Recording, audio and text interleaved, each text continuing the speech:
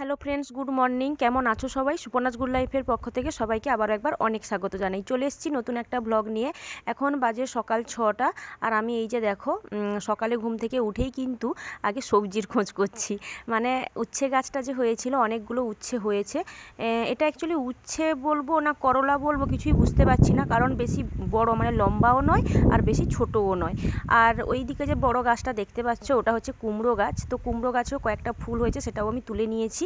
এই যে দেখো 4টা উচ্ছে বেরিয়েছে আর কয়েকটা কুমড়ো ফুল বেরিয়েছে আর দুটো বেগুন বেরিয়েছে বেগুন গাছের। তো ঠিক আছে, চলো চলো। এখন বাজে সকাল 7:30। এই যে দেখো পেঁপে কেটেছি, পেঁপে ভাতে দেওয়া হবে। আর আলু পুঁই ডাঁটা কেটেছি, এখানে মাছ রয়েছে, ঝাল হবে। আর এই ছোটো ছোটো কাঁকড়াগুলো দেখতে পাচ্ছ, এই কাঁকড়া দিয়ে সব রকম সবজি দিয়ে একটা তরকারি হবে। সেই সঙ্গে আটা মাখাবো টিফিনের জন্য, রুটি হবে। আর মেয়েকে কিছু পরোটা কিছু করে দেবো। আর বাবা বাড়িতে নেই, বাবা গেছে বেড়াতে, অযোধ্যা রাম মন্দির বেড়াতে গেছে। তো আমি, মা আর আমার মেয়ে 3জন খেতে। শুভ তো বাড়িতে নেই, কলকাতায় আছে। তো মেয়ে চলে যাবে খেয়ে স্কুলে, বাকি আমি আর মা থাকবো। তাই বেশি কিছু রান্না করবো না, পেঁপে সেদ্ধ, ঝাল তরকারি আর একটা সব রকম পাঁচমিশালি একটা তরকারি। তো এই হচ্ছে মেনু, তাড়াতাড়ি করে রান্নাটা করে ফেলি, চলো।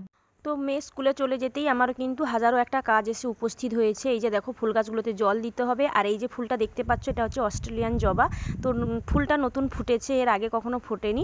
তবে পাশের যে গাছটা দেখতে পাচ্ছ ওটাও অস্ট্রেলিয়ান জবা, তবে এটা দেখতে পাচ্ছ হলুদ আর ওই জবাটা হয় একদম কাঁচা হলুদ। গত বছর হয়েছিল, এবছর এখনও ফুল পাইনি, তবে গ্রোথ ভালো হয়েছে, পাতাগুলো ঠিক সবুজ আছে ভালোভাবে। তো আমি গাছগুলোতে জল দিয়ে নিচ্ছি। এই যে জবা ফুলও সাদা দুটো জবা ফুল ফুটেছে, নয়নতারাও ফুটেছে। আর এই জায়গাটা ধুয়ে পরিষ্কার না করলে না ঠিক ভালো লাগে না, মানে জায়গাটা অনেক সময় বসি বিকেলের দিকে, এই কারণে এই জায়গাটা ভালো করে পরিষ্কার করে নিই।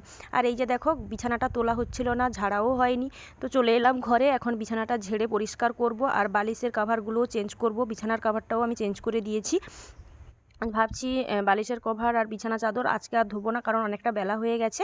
ওগুলো আমি কালকে ধোবো। মানে যেগুলো আমার ধুতে হয় আমি কি করি, মেয়ে ঘুম থেকে ওঠার আগেই সকাল সকাল আমি ওগুলোকে ডিটারজেন্ট পাউডারে দিয়ে দিই, তারপর মেয়ে চলে যাওয়ার পরে ওগুলো কেচে ফেলি।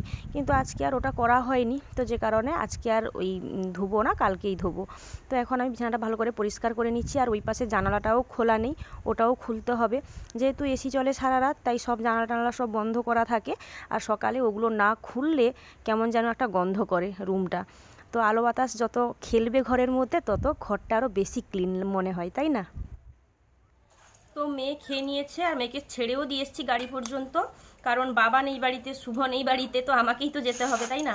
তো এখন আমি এই যে দেখো মুড়ি, আলু ভাজা, পেঁয়াজ কুচি আর এই যে এই যে চিপস বিস্কুটগুলো না, এগুলো খেতে কিন্তু খুব ভালো লাগে, কাঁটা লাগা বিস্কুট টাইপের, খুব ভালো লাগে এগুলো। এমনি খালি মুখে খেতেও ভালো লাগে, এমনি এমনি খেতেও ভালো লাগে। তো একটু মাখিয়ে নিয়েছি, অল্প করে খেয়ে নিই, কারণ একদম তো রান্না হয়ে গেছে। আর 12:30 একটার দিকে আমরা খেয়ে নেব, শাশুড়ি মা আর আমি দুজন তো আছি খেতে। তো এখন বাজে 10টা, এখন খাচ্ছি।